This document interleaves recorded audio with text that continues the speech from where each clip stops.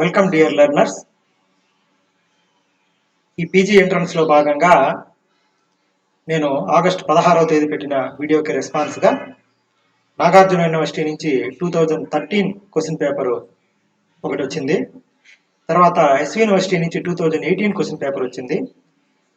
ఇందులో పేపర్ 1కి సంబంధించి 2018 ఎస్వి యూనివర్సిటీ క్వశ్చన్ పేపర్ ప్రస్తుతం డిస్కస్ చేద్దాము. ఎందుకంటే రీసెంట్గా ఉండే క్వశ్చన్ పేపర్కి సంబంధించి మనకు కొంచెం అవేర్నెస్ ఉంటే బాగుంటుందని చెప్పేసి ఈ క్వశ్చన్ పేపర్ తీసుకున్నాను. ఇక్కడ ఫస్ట్ క్వశ్చన్ చూడండి. First question, the correct order of relationship among AM, GM and HM is. మనకు ఏఎం, జిఎం, హెచ్ఎంల మధ్య ఖచ్చితమైన సంబంధం అనేది ఇక్కడ అడిగారు. జనరల్ గా అర్థమెటిక్ మీన్ అనేది ఎక్కువగా ఉంటుంది. AM is greater than, GM is greater than HM. కాబట్టి ఇది మనకు ఆన్సరు. ఇక్కడ the relationship between AM, GM and HM, ఇక్కడ for the same series of data ఈ రిలేషన్షిప్ ఉంటుంది. AM greater than, GM greater than HM ఉంటుంది. లేదంటే if a data contains only 2 observations only, then we have GM is equal to ఈ relationship ఉంటుంది, root of AM into HM ఉంటుంది. లేదా GM square is equal to AM into HM ఉంటుంది అనమాట. మనము ఇక్కడ ఏఎం అంటే ఏ ప్లస్ బి బై 2 రెండు వాల్యూస్కి, జిఎం అనేది రూట్ ఆఫ్ ఏఎం, అదేవిధంగా హెచ్ఎం అనేది HM is equal to AB by A plus B. ఈ రిలేషన్షిప్ తీసుకొని మనం చాలా వరకు అనలిటికల్ స్కిల్స్ లో కూడా ఈ రిలేషన్షిప్ పెట్టుకొని మనం యూజ్ చేస్తూ ఉంటాము.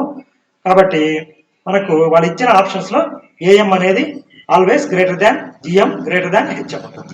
ఇవి రెండు కూడా చిన్న వాల్యూస్ గా ఉంటూ ఉంటాయి. తర్వాత సెకండ్ క్వశ్చన్ చూడండి. Which is the most reliable measure of central tendency. మనం ఆల్రెడీ డిస్కస్ చేసుకున్నాము ఆ మీన్, మీడియన్, మోడ్ గురించి. ఇక్కడ మీన్ అనే దానికి ఎక్స్ట్రీమ్ వాల్యూస్ యొక్క ఎఫెక్ట్ మీన్ మీద చాలా ఎక్కువగా ఉంటుంది. అదేవిధంగా మోడ్ అనేది ఒక డేటాకి ఒక 2 మోడ్లు ఉండొచ్చు, 3 మోడ్లు ఉండొచ్చు, బై మోడల్, ట్రై మోడల్ ఉంటుంది. కాబట్టి వీటన్నిటిని నమ్మేదానికి లేదు. రేంజ్ అనేది అసలు మెజర్ ఆఫ్ సెంట్రల్ టెండెన్సీ కాదు. ఇక్కడ మీడియన్ అనేది most reliable measure of central టెండెన్సీగా ప్రస్తుతం తీసుకుంటున్నారు. నేను మా కాలేజీలో ఎన్ఐఆర్ఎఫ్ అనేది డీల్ చేస్తున్నాను. ఇక్కడ వీళ్ళు అడిగేటప్పుడు కూడా మనము కాలేజీలో బయట వెళ్ళిపోయిన విద్యార్థులది median salary of out going students అడుగుతున్నారు. కాబట్టి మీడియన్ అనేది ఇట్ ఈస్ ఇండిపెండెంట్ ఆఫ్ ఈ ఎక్స్ట్రీమ్ వాల్యూస్. కాబట్టి మనం ఆర్డర్లో పెట్టినప్పుడు మిడిల్లో ఉండే వాల్యూ అనేది మీడియన్గా ఉంటుంది. దీన్ని మనము ఖచ్చితంగా విశ్వసనీయంగా నమ్మచ్చు. కాబట్టి మీడియన్ ఈజ్ ది ఆన్సర్. తర్వాత ఇప్పుడు in histogram the width and height of rectangles represents అన్నారు. ఇక్కడ దీనికి సంబంధించి ఇక్కడ చిన్న ఇది వేశాను, పటం వేశాను, అది చూడండి. ఇక్కడ ఇది హిస్టోగ్రామ్ లో మనము ఫ్రీక్వెన్సీ అనేది వై యాక్సిస్ లో తీసుకుంటాము, ఎక్స్ యాక్సిస్ లో క్లాస్ ఇంటర్వల్స్ తీసుకుంటాము. ఈ డేటాకి నేను హిస్టోగ్రామ్ డ్రా చేశాను. ఇక్కడ చూడండి, ఈ 5 అనేది మనము ఇది విడ్త్, ఇది హైట్ అనేది మనకు బార్స్ లో ఉంటుంది. ఫ్రీక్వెన్సీస్ బార్స్ లో తీసుకుంటాము. ఇది లెంగ్త్ గా తీసుకుంటాం అనమాట.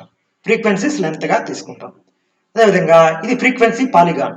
ఈ హిస్టోగ్రామ్ లో ఉండే మిడిల్ పాయింట్స్ అన్ని యాడ్ చేసి దాని స్కేల్ తో కలిపామంటే దాన్నే ఫ్రీక్వెన్సీ పాలిగాన్ అంటాం. ఈ ఫ్రీక్వెన్సీ కర్వ్ అంటే ఒక స్మూత్ గా ఉండే కర్వ్ అని ఫ్రీక్వెన్సీ కర్వ్ అంటాం. ఇది ఫ్రీక్వెన్సీ కర్వ్. ఇది ఒజివ్ కర్వ్స్ ఇలాగా ఉంటాయి. ఈ ఒజివ్ కర్వ్స్ కట్ చేసుకున్న చోట ఎక్స్ యాక్సిస్ మనము కలిపినప్పుడు ఈ పాయింట్ ని మీడియన్ అంటారు. ఇక్కడ ఈ 2 పాయింట్లు యాడ్ చేసి దాన్ని ఎక్స్ యాక్సిస్ కలిపినప్పుడు అది మనకు మోడ్ ఆఫ్ ది డేటా ఇస్తుంది.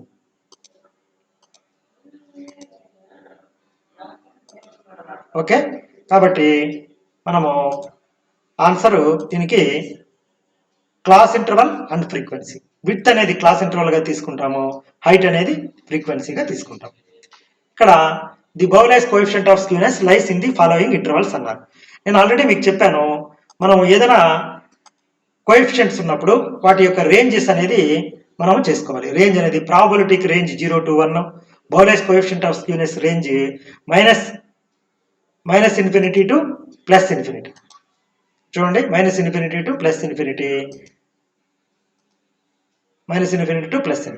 Curl Pearson coefficient of skewness -3 to +3. Discrete variable range అనేది ఎప్పుడు కూడా 0 to n కానీ 0 to ఇన్ఫినిటీ కానీ ఉంటుంది. కంటిన్యూస్ వేరియబుల్ యొక్క రేంజ్ -∞ to +∞ ఉంటుంది.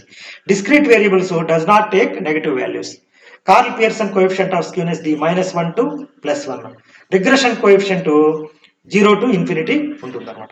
కాబట్టి మనము దేనికైతే మనకు కోఎఫిషియంట్స్ కి రేంజ్ అనేది ఖచ్చితంగా అందరూ కూడా గుర్తుపెట్టుకోవాలి.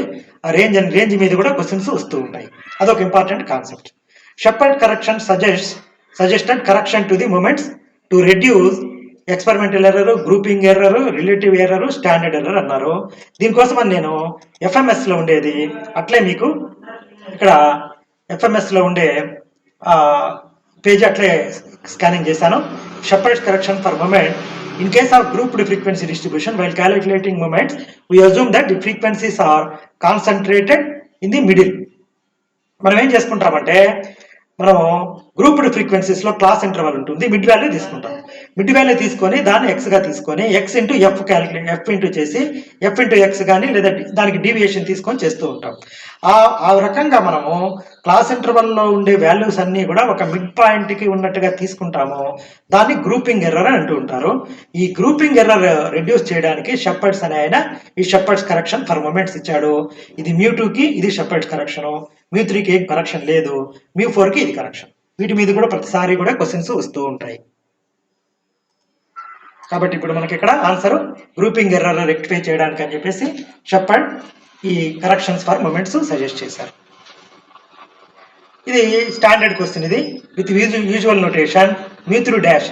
ఇక్కడ relationship between raw moments and central moments, relations between central moments in terms of raw moments in terms of central moments మనము మామూలుగా డిరైవేషన్ చేస్తూ ఉంటాము. కాబట్టి ఇప్పుడు అట్లే ఆ పేజీ ఇక్కడ నేను తీసుకున్నాను. μ3 డాష్ అనేది మనకి ఇది రా మూమెంట్స్ ని సెంట్రల్ మూమెంట్స్ గా ఎక్స్ప్రెస్ చేసే ఫామ్ మనకి ఇది ఉంటుంది. కాబట్టి ఇక్కడ μ2 కి ఇది, μ3 కి ఈ ఫామ్ చేసుకుంటాం. μ3 plus 3μ2 into μ1 dash plus μ1 dash whole cube. కాబట్టి మనకు ఆన్సరు ఇది బి అనేది ఆప్షన్ గా μ3 minus 3μ2 μ1 dash plus μ1 dash whole cube. ఇది మనకు ఆన్సర్. ఇది చూడండి, the probability that a leap year consist of 52 Mondays అనేది ఇది స్టాండర్డ్ క్వశ్చన్. ఇది కూడా మనకు ఎఫ్ఎంఎస్ లో ఉంది. ఎఫ్ఎంఎస్ లో ఉండేది అట్లా యాజ్ ఇట్ ఈజ్ తీసుకున్నాను నేను. చూడండి ఇక్కడ 53 సండేస్ ఇది. Okay, in a leap year which consists of 360 days there are 52 complete weeks and 2 days left over. ఇక్కడ వాడు ఇచ్చిన క్వశ్చన్ తప్పించారు. 53 సండేస్ అని ఉండాలి. In order to that a leap year should select at random should contain 53 Sundays. One of the over 2 days must be Sunday. కాబట్టి required probability 2/7. ఇది standard question. 2/7. If an unbiased die is thrown once, find the probability of obtaining an odd number or multiple of 3. దీనికి ఏం రాసాము చూడండి, probability of obtaining an odd number or multiple of 3. ఇక్కడ మొత్తము 1 2 3 4 5 6 ఇవి events ఉంటాయి. 1/6 అనేది ప్రతి ఈవెంట్ జరగడానికి. కాబట్టి ఇది ప్రతి ఈవెంట్ కూడా ఇండిపెండెంట్ అనమాట. ఒకటి దాని మీద దానికి సంబంధం ఉండదు. కాబట్టి probability of this event are అన్నప్పుడు మనము ఇంటర్సెక్షన్ తీసుకుంటాము. కాబట్టి ఇంటర్సెక్షన్ అయినప్పుడు రెండు యాడ్ చేసుకుంటే 1/6 ప్లస్ 1/6 2/6 దట్ ఈస్ ఈక్వల్ టు 1/3 అనేది మనకు ఆన్సర్. కాబట్టి 1/3 అనేది ఆన్సర్. ఇక్కడ if A1 A2 and A3 are independent events then the probability of their union అన్నారు. యూనియన్ అన్నప్పుడు దీనికి ఏం ఫార్ములా రాసాం చూడండి. ఇక్కడ probability of A1 union A2 union A3 అనేది ఇది addition theorem of probability for 3 events రాసాను. ఇక్కడ ఇండిపెండెంట్ అయినప్పుడు since A1 A2 A3 are independent అయినప్పుడు వాటికి ఇంటర్సెక్షన్ టర్మ్స్ అనేటివే వ్యానిష్ అయిపోతాయి. కాబట్టి ఇంటర్సెక్షన్ టర్మ్స్ అన్ని వ్యానిష్ అయిపోతే యాజ్ ఇట్ ఈస్ దీనికి ఇది మాత్రమే మిగులుతుంది. అది మనకు ఆన్సర్ గా చూపించుకోవచ్చు. ఈ ఫస్ట్ అనేది answer. For any 2 events A and B ఈ కింది వాటిలో ఏది కరెక్ట్ అన్నారో దానికి ఇది వచ్చేసి మనకు బూల్స్ ఇన్ఈక్వాలిటీ కాబట్టి బూల్స్ ఇన్ఈక్వాలిటీ మనకేం చెప్తుంది ఇక్కడ చూడండి. Boole's inequality probability of union i = 1 to n ai అనేది మనకి దీనికి సమానం. ఫర్ 2 ఈవెంట్స్ అయితే ఇది less than or equal to probability of a1 plus probability of a2. కాబట్టి ఆన్సర్ ఈ second option. For any n events e1 e2 en ఇది వచ్చేసి ఇది కూడా మనకు multiplication theorem on n events. కాబట్టి multiplication theorem on n events ఇక్కడ ఉంది చూడండి. మల్టిప్లికేషన్ థీరం ఇక్కడ multiplication theorem on n events. Intersection అంటే మనము ఇంటూ రాసుకోవచ్చు. కాబట్టి probability of A into A through A two into ఏఆర్కి మనం ఇక్కడ ఆర్ రాస్తాము. ఒకవేళ ఎన్ అయింది అనుకోండి, ఎన్కి అక్కడ ఆర్ ప్లేస్లో ఎన్ పెట్టుకుంటే సరిపోతుంది. కాబట్టి ఇది probability of E1 into probability of E2 given E1 probability of E N given n-1 వరకు మనం రాసుకుంటాం. ఇది multiplication theorem on n events. ఇది Bayes probability is known as. దీనికి మనకు ఫండమెంటల్ ఆఫ్ మ్యాథమెటికల్ స్టాటిస్టిక్స్లో ఫండమెంటల్ కాదు, ఇది Bayes formula for posteriori probability. ఇది ప్రోగ్రామ్డ్ స్టాటిస్టిక్స్లో ఉన్నింది. ప్రోగ్రామ్డ్ స్టాటిస్టిక్స్లో నుంచి తీసుకున్నాను. Bayes formula is posteriority probability. కాబట్టి ఇది పోస్టీరియర్, డి ఆప్షన్ అనేది మనకు కరెక్ట్ అవుతుంది. ఇక్కడ f(x) అనేది distribution function of a random variable. If a less than b probability of x is equal to, ఇది డైరెక్ట్గా properties of distribution function. Properties of distribution ఫంక్షన్లో ఏముంది ఇక్కడ చూడండి. distribution function, if f(x) is a distribution function of a random variable x and if a is less than b then probability of a less than x less than or equal to b ఉండాలి. ఇక్కడ less than or equal to ఇచ్చారు. ఇది మనకు option correct గా ఇవ్వలేదు వాళ్ళు, ఇది answer. ఇక్కడ less than or equal to only less than ఉండాలి. ఇది డైరెక్ట్ క్వశ్చన్. ఇది మనము దాన్ని సాల్వ్ చేస్తే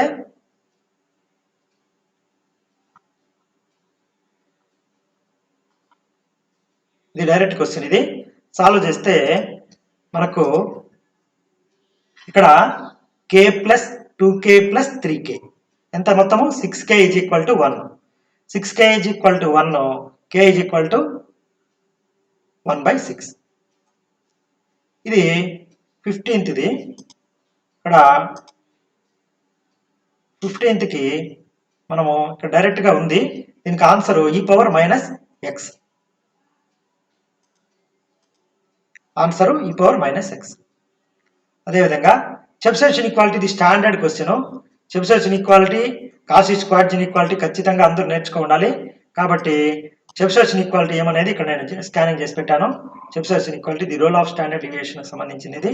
ఇది probability of x less than mu greater than or equal to k sigma is equal to 1/k².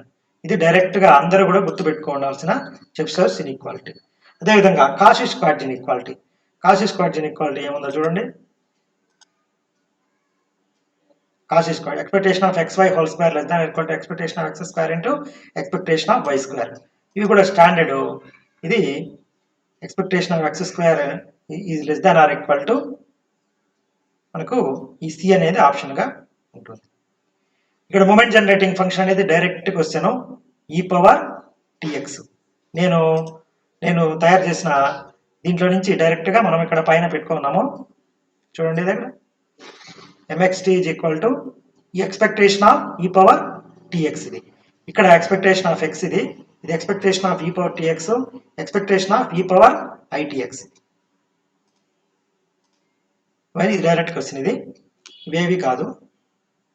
Distribution whose mean and variants are equal, Poisson distribution. ఈ table అనేది చాలా యూజ్ అవుతుంది చూడండి. ఇక్కడ పాయిజన్ డిస్ట్రిబ్యూషన్కి లాంబ్డా 2 సమానంగా ఉంది. కాబట్టి దీనికి answer Poisson distribution. MGF of binomial distribution. ఇదేమి ఇచ్చినానో చూడండి. నేను నా టేబుల్ నుంచి సరిపోతుంది. ఇక్కడ MGF q plus p⁻t whole power n. కాబట్టి q plus p⁻t whole power n 20 అని 20కి ఏ అనేది answer. Negative binomial distribution is a generalization of దీనికి ఏమి ఇచ్చున్నాను చూడండి, ఇక్కడ నెగటివ్ బైనామియల్ డిస్ట్రిబ్యూషను. ఈ జామెట్రిక్ డిస్ట్రిబ్యూషన్ అనేది particular case of negative binomial distribution ఇచ్చున్నారు. అంటే జామెట్రిక్ డిస్ట్రిబ్యూషన్లో ఈ నెగటివ్ బైనామియల్ డిస్ట్రిబ్యూషన్లో r=1 పెట్టామంటే జామెట్రిక్ డిస్ట్రిబ్యూషన్ వస్తుంది. కాబట్టి జామెట్రిక్ డిస్ట్రిబ్యూషన్ అనేది నెగటివ్ బైనామియల్ డిస్ట్రిబ్యూషన్ యొక్క పర్టికులర్ కేసు. జామెట్రిక్ డిస్ట్రిబ్యూషన్ ని జనరలైజ్ చేసామంటే ఆర్ టైమ్స్ చేసామంటే నెగటివ్ బైనామియల్ డిస్ట్రిబ్యూషన్ వస్తుంది. కాబట్టి negative binomial distribution is a generalization of, ఇది పర్టికులర్ కేసు, ఇది జనరల్ కేసు. కాబట్టి పాయిజన్ అనేది answer. The variance of geometric distribution is, నా టేబుల్ తీసుకోండి. ఇక్కడ పాయిజన్ డిస్ట్రిబ్యూషన్ ఉంది, ఏమడిగారు geometric distribution Q/P², the variance అనేది variance Q/P². Hypergeometric distribution tends to binomial distribution if, ఇది మనము దీంట్లో నుంచి తీసాను. Approximation to binomial distribution. Hyper geometric distribution tend to binomial distribution as n tends to infinity and m/tends to p. కాబట్టి మనకు n tends to infinity, ఇది m/n tends to p, ఇది C option. Which distribution having memoryless property, ఇది direct question. Geometric distribution. The MGF of gamma distribution, ఇదేదో పొరపాటు ఇచ్చినట్టున్నారు, ఎంత set చేసినా దానికి. గామా డిస్ట్రిబ్యూషన్ లో నేను రాసిన దాంట్లో కూడా ఇది గామా డిస్ట్రిబ్యూషన్ గురించి, ఇది ప్రోగ్రామ్ స్టాటిస్టిక్స్ నుంచి తీసాను. మీన్ ఆఫ్ గామా డిస్ట్రిబ్యూషన్ ఉంది, ఇక్కడ MGF ఉంది, మొమెంట్ జనరేటింగ్ 1 - t/α (n). ఇది ఆన్సర్ తప్పించినట్టున్నారు. నెక్స్ట్ కింద మనకు రెక్టాంగులర్ డిస్ట్రిబ్యూషన్ కి సంబంధించిందే ఉంది ఇక్కడ. కాబట్టి ఇది ఆన్సర్ తప్పు, ఇది కరెక్ట్ ఆన్సర్. నేను రాసిన దాంట్లో కూడా, నేను తయారు చేసిన దాంట్లో కూడా ఇది వేరేదేదో ఉంది. చూడండి, గామా డిస్ట్రిబ్యూషన్ కి 1 - t (λ) MGF, ఇది 1 - t/λ వస్తుంది. ఇది దీనికి ఆన్సర్. తర్వాత the mean of exponential distribution, నేను అక్కడ తీటా పెట్టాను, 1/θ దీనికి ఆన్సర్. నేను తయారు చేసిన చార్ట్ లో నుంచి మీరు ఇది చూసుకోవచ్చు. చూడండి, ఇక్కడ నేను ఎక్స్పోనెన్షియల్ డిస్ట్రిబ్యూషన్ కి లాండా పెట్టాను, 1/λ. ఇక్కడ the characteristic function of rectangular distribution, ఇది మనం ఇచ్చున్నాం. చూడండి, మన దీంట్లోనే రెక్టాంగులర్ డిస్ట్రిబ్యూషన్, అది యూనిఫామ్ డిస్ట్రిబ్యూషన్ లో ఇక్కడ ఉంది. చూడండి, ఏమిది characteristic function e⁻itb - e⁻ita/it × b - a. కాబట్టి డైరెక్ట్ క్వశ్చన్ ఇది, ఈ డి ఆప్షన్ అనేది ఆన్సర్ గా మనం చూపించుకో. e⁻itb e⁻ita/it × b - a, ఇది మనకు ఆన్సర్. ఇక్కడ the relation between mean, median, mode and for normal distribution already చెప్పాను. ఇంపార్టెంట్ కాన్సెప్ట్స్ అని మనం ఆల్రెడీ డిస్కస్ చేసుకున్నాము. దీంట్లో ఫస్ట్ ఈ సిమెట్రీకి సంబంధించిన ప్రాపర్టీస్ ఉన్నాయి కదా. ఇక్కడ మీన్, మీడియన్, మోడ్ అనేది normal probability for symmetric curve ఉండే ప్రాపర్టీ. నేను మీకు చెప్పాను ముందుగా, ఇంపార్టెంట్ కాన్సెప్ట్స్ లో ఇది మనకు ఆటోమేటిక్ గా వచ్చేస్తుంది. మీన్ = మీడియన్ = మోడ్ అయినప్పుడు అది నార్మల్ డిస్ట్రిబ్యూషన్ రిలేషన్షిప్. ఇక్కడ చూడండి, ఇక్కడ cumulant generating function of normal distribution ఇచ్చాడు. మామూలుగా మనము ఈ CF మొమెంట్ జనరేటింగ్ ఫంక్షన్ వరకే చూస్తాము. ఇక్కడ వీడు క్యుములెంట్ జనరేటింగ్ ఫంక్షన్ ఇచ్చేసాడు. ఇది ఫండమెంటల్ ఆఫ్ మ్యాథమెటికల్ స్టాటిస్టిక్స్ లో నుంచి ఇస్తాను. MGF of standard normal variate. ఇక్కడ cumulant generating function μt + t²σ²/2. ఇది రేర్ గా ఇస్తూ ఉంటారు, ఒక్కోసారి చూసుకోండి సరిపోతుంది. మన టేబుల్లో దీన్ని అప్డేట్ చేసుకునేసేయండి సరిపోతుంది. μt + t²σ²/2, ఇది ఆన్సర్. తర్వాత ఒకసారి చూడండి, μt + t²σ²/2. తర్వాత మనకు the area under normal probability curve already మనం చూసాం. ఇది 0.9973. నేను ఇచ్చిన మెటీరియల్లో ఫస్ట్ ఇంపార్టెంట్ కాన్సెప్ట్స్ సంబంధించి ఇక్కడ చూడండి, 99.73% అన్నా 0.9973 అన్నా కూడా మనకు ఒకటే. 3σ -3 + 3కి ఇది మనకు ప్రాపర్టీ. కాబట్టి ఇక్కడ ఫస్ట్ ఇయర్కి సంబంధించి 30 క్వశ్చన్స్ మనం డిస్కస్ చేసాము. Wish you all the best. మీరు ఇప్పుడు అదేవిధంగా నేను 2013 క్వశ్చన్ పేపర్ కూడా 30 ఆన్సర్స్ చేస్తున్నాను, అది కూడా డిస్కస్ చేస్తాను. నెక్స్ట్ వీడియోలో దాన్ని కూడా పెడతాను.